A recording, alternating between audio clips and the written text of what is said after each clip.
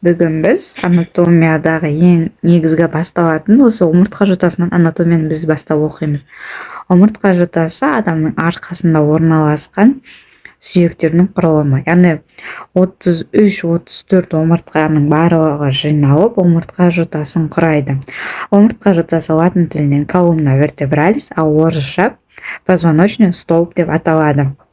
Адамда 7 мойын омыртқасы, 7 мойын омыртқасы, 12 кеуде омыртқасы, 1, 2, 3, 4, 5 бел омыртқасы және бірігіп кеткен 5 омыртқадан құралған 8 көз және қалдық рудимент құйымшақтан тұрады. Құйымшақтың саны 3-4-ті құрайды.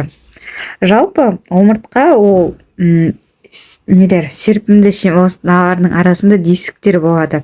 Серпімді шеміршек дисктермен біріккен. Осы шеміршектер арқылы омыртқа иілуге қабілетті болады. Барлық омыртқа өзі денесінен, біз мынаны денесі деп айтамыз. Денесі омыртқа диск, денесі тело позвонка, яғни омыртқаның денесі барлық омыртқа денесінен тұрады, доғасынан тұрады. Дымышқа, ойықтар,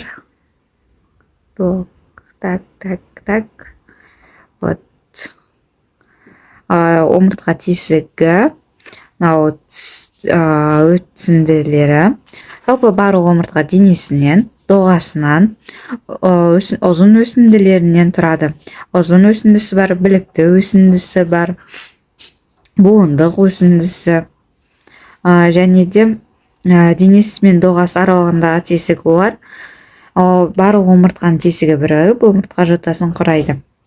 Және де осы омыртқа жотасының тесігінен, тесіктен барлығының қосылған жерінен жолын өтеді. Тесіктерден, ортадағы тесіктен жолын өтіп, ары қарай арғысаға нервті тасымалдайды. Енді барлық омыртқаларды бөлек-бөлек атап шығатын болсақ, қысқаша, мойын омыртқасы жаңа айтқанымыз 7 омыртқадан тұрады. Оның ерекшелігі негізі шейные позвонки вертебра цервикалис, көлдемі кіші, көлденең өсіндіде және тесігі болады. Оның денесі басқаларға қарағанда мысалға кіші, және де кіші болып келеді. Тесік болады өсіндісінде, межпоножное отверстие, тесігі бар.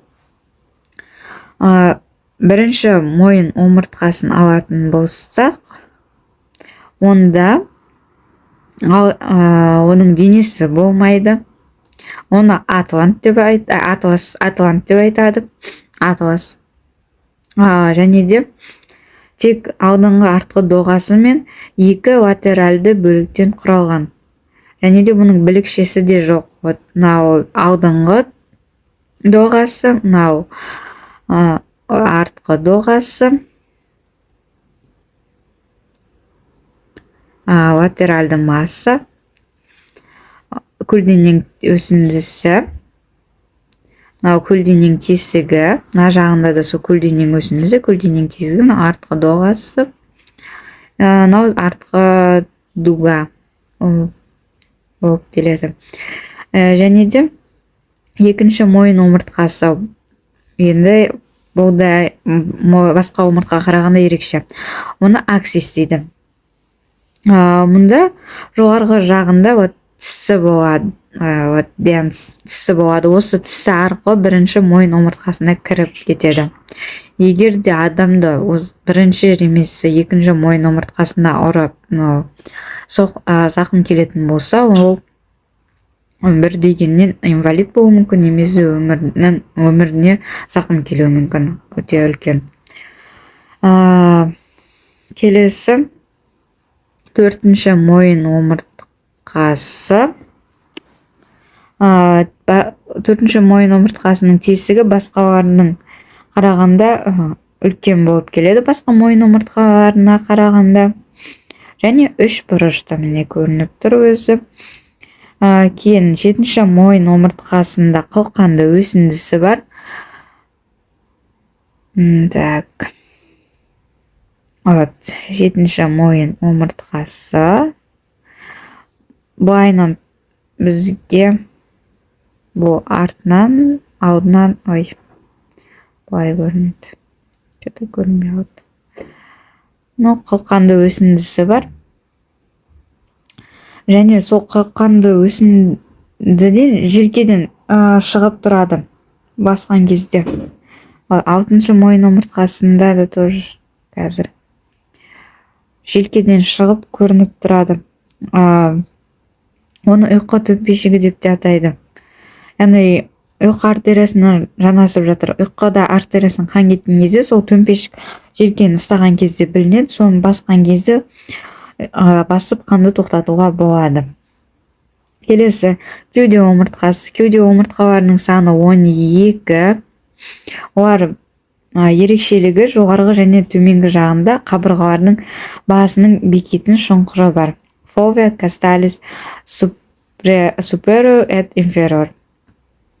Латынша кеуде омыртқасын вертебра торацика деп атайды.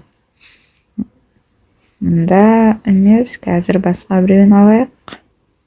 Мұнда да көрінбейді. Вот. Денесі. Төменгі қабырғалық ойық. Осы бар. Кейін мына суставная поверхность. Нижняя суставная поверхность, поперечная, то кеуденің өсіндісі. Вот поперечная ямка, реберная ямка жағында осылар арқылы қабырғалар бекиді. Және де кеуде омыртқасында 1-ші және 8-ші кеуде омыртқасында қылқанды өсінділері біртіндеп ұзарып төменге қарай иіліп,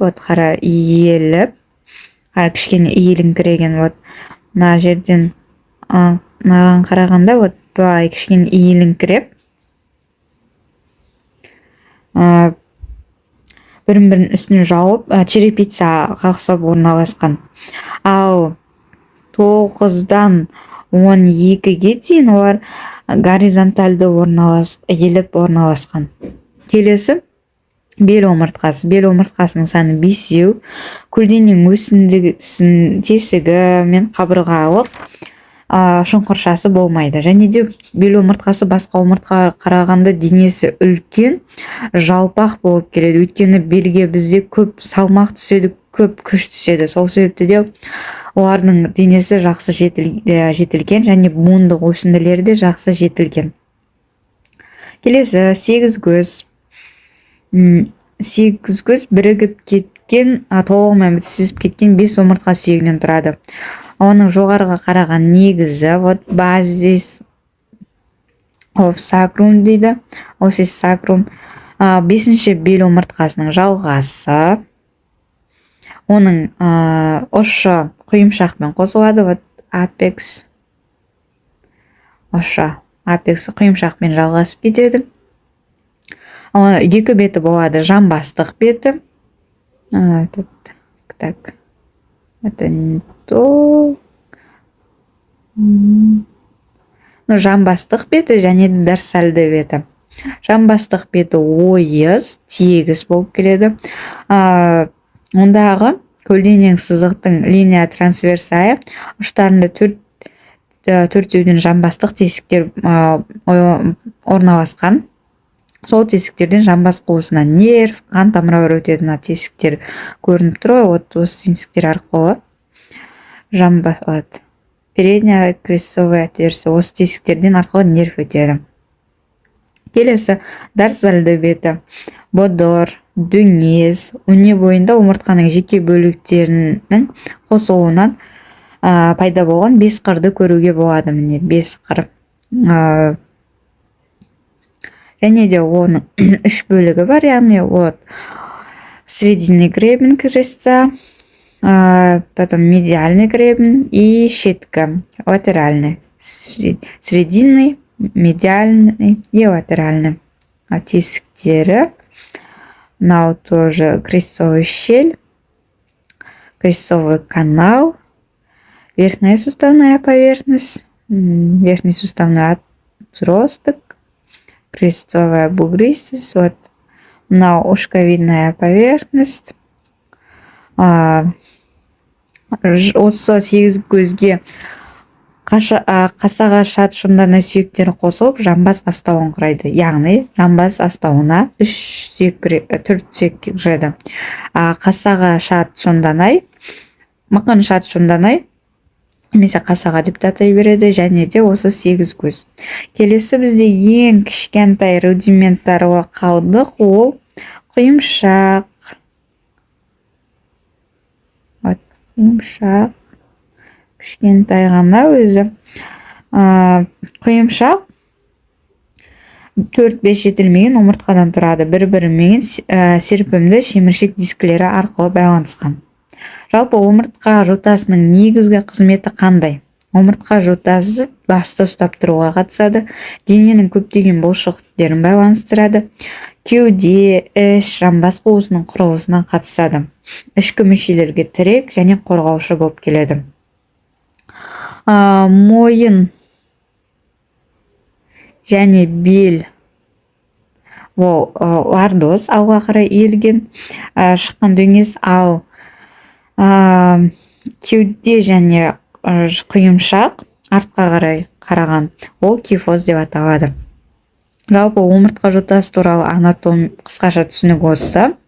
Каналға тіркеліп, қолдау көрсетіп кеттіңіздер. Алдағы уақытта анатомия бойынша толық видео дайындаймын. Рахмет.